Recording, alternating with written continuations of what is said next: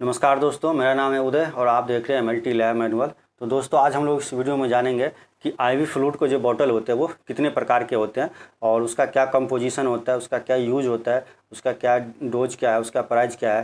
यानी कि हॉस्पिटल में जो पेशेंट को जो नसों के द्वारा जो पानी चढ़ाया जाता है वो कितने प्रकार के होते हैं और कौन सी बॉटल का यूज कौन सी कंडीशन में कौन सी पेशेंट को किया जाना है और किस स्पीड से और किया जाना है और 24 घंटे में जो है कितना बॉटल चढ़ा सकते हैं और एक बॉटल का क्या कॉस्ट पड़ता है और हॉस्पिटल हमसे कितना एक कॉस्ट का जो है एक बॉटल का कॉस्ट वसूलते हैं, उसके अंदर क्या क्या मिला होता है। तो सारी चीज़ें हम लोग इस वीडियो में जानेंगे, तो अंत तक इस वीडियो को जरूर देखिए। देखिए, आईवी का मतलब होता है इंट्रावीनस, जो नसों से दिया जाए, तो इसी को बोलते हैं आईवी फ्लूइड बॉटल। तो सबसे जो कॉमन होता है वो एनएस होता है जिसको नॉर्मल सलाइन बोलते हैं। दूसरा होता है आरएल जिसको रिंगर लैक्टेट बोलते हैं। तीसरा होता है डीएनए जिसको डेक्सट्रोज नॉर्मल सलाइन बोलते हैं और चौथा होता है मैनिटोल सॉल्यूशन। तो यही 4 प्रकार के जो आईवी फ्लूइड के बॉटल होते हैं कॉमनली हॉस्पिटल में या क्लिनिक में जो पेशेंट को यूज किए जाते हैं देने के लिए इमरजेंसी वगैरह के केस में। लेकिन इसके अलावा और भी होते हैं, जैसे D5 हो गया, D10 हो गया, उसके बाद हाफ नॉर्मल सलाइन बोलते हैं, हाफ डेक्सट्रोज होते हैं जिसको हाइपोटोनिक सोल्यूशन बोलते हैं। उसके बाद 1% 2% नॉर्मल सलाइन, 25% डेक्सट्रोज। तो पेशेंट के कंडीशन के अनुसार से ये सब यूज किए जाते हैं। तो लेकिन कॉमनली वही NS, RL, DNS और मैनिटोल जो है कॉमनली यूज किए जाते हैं। तो अब हम जानते हैं कि NS जो है क्या आता है। NS को नॉर्मल सलाइन भी बोलते हैं। इसका जो कंपोजिशन होता है वो 0.9% उसमें सोडियम क्लोराइड होता है, यानी कि उसमें सोडियम होता है जिसको टेबल साल्ट बोलते हैं, जिसको कॉमन नमक बोलते हैं, जो नमक की मात्रा होती है तो उसी को उसमें होता है नॉर्मल सलाइन। तो उसमें 0.9 ग्राम जो है sodium chloride 100 ml sterile bottle में डिजोल्व किया होता है। तो ये जो होता है वो आपको 100 ml में भी अवेलेबल होता है, 500 ml में भी अवेलेबल होता है और इसका जो प्राइस होता है पर 500 ml बॉटल का वो 30 से 40 रुपये होता है। और ये जो है डिहाइड्रेशन वगैरह के केस में यूज किया जाता है। अगर पानी की कमी हो जाए हमारे शरीर में, पानी की जैसे वॉमिटिंग की वजह से या डायरिया की वजह से काफ़ी ज़्यादा पानी बह गया है, बॉडी फ्लूइड लॉस हुआ है, तो उस कंडीशन में। और उसके अलावा जैसे ब्लड लॉस हुआ है, किसी को ज़्यादा जैसे एक्सीडेंट की वजह से ब्लड लॉस हुआ है या किसी को सर्जरी हुआ है उसके दौरान ब्लड लॉस हुआ है, तो उसको ब्लड बॉडी फ्लूइड को पूरा करने के लिए फिर ये यूज किए जाते हैं नॉर्मल सलाइन। उसका सोडियम की कमी हो जाए तो सोडियम कमी को पूरा करने के लिए जो है NS यूज किए जाते हैं। उसके बाद सबसे ज़्यादा यूज है घावों को धोने के वगैरह के लिए सबसे ज़्यादा यूज किए जाते हैं ये। और उसके बाद जो इंजेक्शन वगैरह कुछ इंजेक्शन आते हैं जो पाउडर फॉर्म में, उसको डिजोल्व करके फिर लगाए जाते हैं। तो डाइल्यूट करने के लिए उस इंजेक्शन को डाइल्यूट करने के लिए भी यूज किए जाते हैं नॉर्मल सलाइन। और इसका जो है आपका एक दिन में जो है यानी 24 घंटे में 1.5 से 2 लीटर यूज दे सकते हैं एक पेशेंट को, यानी कि 2 से 3 बॉटल यूज किया जा सकता है। और इसका जो देने का जो स्पीड होता है किसी भी आईवी फ्लूइड का, वो आपको 45 से 1 घंटा यानी कि 45 मिनट से 1 घंटे तक में जो एक बॉटल देना चाहिए, लेकिन नॉर्मल पेशेंट के। लेकिन अगर किसी को सीवियर प्रॉब्लम है तो फिर उसको जो है 10 मिनट में, 20 मिनट में, 30 मिनट में भी जो एक पूरा बॉटल दे सकते हैं। डिपेंड्स करता है पेशेंट की कंडीशन पर, वो डॉक्टर अपने हिसाब से देख के फिर देते हैं कि कौन से पेशेंट को कौन सा बॉटल देना है और किस स्पीड से वगैरह देना है। ये जो आइडियल होता है वो जो डायबिटिक पेशेंट होता है उसके लिए आइडियल माना जाता है ये नॉर्मल सलाइन, उनको जो सबसे ज़्यादा यूज किए जाते हैं। और जब किसी को सीवियर किडनी प्रॉब्लम है या हार्ट प्रॉब्लम है या लंग्स में पानी भरा हुआ है तो उसको फिर NS जो है यूज नहीं किए जा सकते हैं।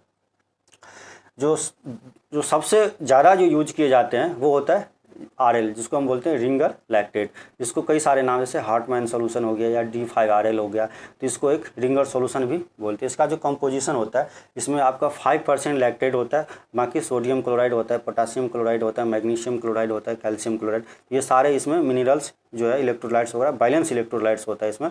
इसीलिए जो इसको जो है सबसे ज़्यादा यूज किए जाते हैं और NS के मुकाबले सबसे ज़्यादा जो है बेटर माना जाता है RL को। इसलिए इसका जो कॉस्ट भी होता है वो थोड़ा 10 रुपये ज़्यादा होता है, यानी कि 40 से 50 रुपये पर 500 ml बॉटल होते हैं। और इसका जो सबसे ज़्यादा यूज किया जाता है डिहाइड्रेशन वगैरह, सीवियर डिहाइड्रेशन हुआ है किसी को, या पानी ओरली वो पानी नहीं ले पा रहे या खाना नहीं खा पा रहे हैं या वोमिटिंग हो रहा है, डायरिया हो रहा है, तो उस कंडीशन में जो है ये सब यूज किए जाते हैं, जैसे पेनक्रिएटाइटिस वगैरह के केस में। और सीवियर ब्लड लॉस हुआ जैसे ट्रॉमा वगैरह, सर्जरी वगैरह, अनकॉन्शियस है तो उस कंडीशन में जैसे कि अगर किसी को एक्सीडेंट हुआ है तो ब्लड लॉस हो गया है, किसी को सर्जरी हुआ है ब्लड लॉस हुआ है, तो ब्लड क्या है बॉडी फ्लूइड्स होते हैं वो लॉस हुआ है, तो उसको भरने के लिए जो है फिर RL यूज किए जाते हैं। उसके बाद अगर किसी को BP कम है तो फिर BP बढ़ाने के लिए जो है वो RL का यूज किया जाता है, उससे BP बढ़ जाता है। और उसके बाद अगर किसी को शॉक लगा है, जैसे इलेक्ट्रिक शॉक वगैरह लगा है, बेहोश हो रखा है, तो उस कंडीशन में RL का यूज किया जाता है। या किसी को जल गया है तो उस कंडीशन में भी RL यूज किए जाते हैं। और एसिडोसिस यानी कि अगर बॉडी में अगर एसिड की मात्रा ज़्यादा बन रही है, एसिड बन रहा है, तो उस कंडीशन को न्यूट्रलाइज करने के लिए, एसिड बेस को बैलेंस करने के लिए भी RL यूज किया जाता है। किसी को वीकनेस हो रखा है या खाना नहीं खा पा रहे तो उस कंडीशन में भी लैक्टेट यूज किया जाता है, क्योंकि जो 5% जो लैक्टेट होता है वो बाद में ग्लूकोज में कन्वर्ट हो जाता है, तो वो होता है लैक्टेज का मतलब ग्लूकोज ही होता है 5%। तो इसका जो है आप वही है 150 से मतलब 1 से 1.5 लीटर ये जो है पर पूरे दिन में आप यूज कर सकते हैं इसको 24 घंटे के अंदर, यानी कि 2 से 3 बोतल ही यूज कर सकते हैं मैक्सिमम एक पेशेंट को। और ये अगर किसी की बॉडी में यदि बेस की मात्रा ज़्यादा है, यानी कि अगर एसिड बेस उसका बैलेंस नहीं है तो उसको यूज नहीं कर सकते हैं। जिसको लैक्टेट का इंटॉलरेंस होता है उसको यूज नहीं कर सकते हैं, या जिसका हाई BP होता है उसको फिर ये यूज नहीं किया जा सकता। तो अब जो होता है तीसरा जो सबसे यूज ज़्यादा होता है वो DNS होता है, जिसको हम डेक्सट्रोज नॉर्मल सलाइन बोलते हैं, इसको D5NS भी बोला जाता है। तो इसका जो कंपोजिशन होता है इसमें 5% ग्लूकोज होता है, ग्लूकोज यानी डेक्सट्रोज होता है, 5% डेक्सट्रोज होता है और 0.9% नॉर्मल सलाइन। तो इसको बोलते हैं इसलिए डेक्सट्रोज नॉर्मल सलाइन, यानी कि जो 5% डेक्सट्रोज होता है वो नॉर्मल सलाइन में जो बॉटल होता है उसमें डिजोल्व किया हुआ रहता है। और इसका जो यूज होता है वो अगर किसी को ग्लूकोज की मात्रा अगर कम, ब्लड शुगर कम हो गया बॉडी में, यानी कि अगर वो खाना नहीं खा पा रहा है या बॉडी में इंसुलिन शॉक लगा है जिसकी वजह से उसका ग्लूकोज बहुत कम हो गया, कमजोरी हो गया, वीकनेस आ रही है, तो उस कंडीशन में जो DNS वगैरह चढ़ाया जाता है, दिया जाता है। और डिहाइड्रेशन से पानी की कमी हो जाए इलेक्ट्रोलाइट्स बैलेंस करने के लिए, अगर किसी कोई ओरली खाना नहीं खा पा रहा है या वॉमिटिंग ज़्यादा हो रही है या तो उसको जो है बॉडी में थोड़ा एनर्जी देने के लिए जो है DNS यूज किए जाते हैं। डोज जो होता है वो 1.5 लीटर से 2 लीटर तक 24 घंटे में, या 2 से 3 बोतल जो है 24 घंटे में। और ये जो डायबिटिक पेशेंट होता है, जो प्रेग्नेंट लेडीज होते हैं, उनको यूज नहीं किया जाता है, क्योंकि इसमें DNS यानी डेक्सट्रोज होता है, तो इसके लेने से ब्लड शुगर बढ़ सकता है। तो जो डायबिटिक पेशेंट होता है उनको ये यूज नहीं किए जाते हैं DNS वगैरह, तो उनको NS यूज किया जाता है या रिंगर यूज किया जाता है। या फिर किसी को हार्ट प्रॉब्लम ये होती है या किडनी की समस्या या पल्मोनरी एडिमा है तो उसको फिर यूज नहीं किए जाते हैं। चौथा जो होता है सबसे जो कॉमन यूज किया जाता है वो मैनिटॉल होता है। तो ये जो मैनिटॉल होता है ये इंजेक्शन के फॉर्म में भी अवेलेबल होता है और बॉटल में भी अवेलेबल होता है। तो ये परसेंटेज में होते हैं 5%, 10%, 15%, 20% एंड 25%, 50 ml और 100 ml में अवेलेबल होता है। ये 500 ml जो है वो अवेलेबल बहुत रेयर ही यूज किए जाते हैं। तो इसका प्राइस सबसे ज़्यादा होता है, इसका 80 से 90 रुपये पर बॉटल होता है। किसी को अगर यूरिन बहुत कम बन रहा है, यानी कि अगर यूरिन प्रोडक्शन बहुत कम हो रहा है, तो फिर उनको ये यूज किया जाता है ताकि यूरिन जो है शरीर में बनने लग जाए, यानी कि किडनी जो है उसको यूरिन फोर्स करे किडनी यूरिन बनाने के लिए। तो उस कंडीशन में, या फिर जो है उसको रीनल फेल्योर हुआ है, किसी को किडनी की समस्या जिसकी वजह से जो यूरिन नहीं बन पा रहा है, तो उस कंडीशन में, या ब्रेन में अगर किसी प्रकार का स्वेलिंग वगैरह हो रखा है, या ब्रेन में नर्वस सिस्टम में किसी को जो एडिमा वगैरह पानी भर गया तो उस कंडीशन में किया जाता है। आँखों में पानी भर गया है, आँखें फूल गया तो उस कंडीशन में किया जाता है। तो बेसिकली जो है नर्वस सिस्टम से रिलेटेड जो समस्या होती है उसमें ये किए जाते हैं। और इसका जो मैक्सिमम डोज होता है वो 2 से 3 बोतल होता है 24 घंटे में, यानी कि एक बोतल देने के बाद उसको 5 से 6 घंटे बाद दूसरा बोतल देते हैं। और 24 घंटे में जो है 2 से 3 बोतल मैक्सिमम ही दे सकते हैं।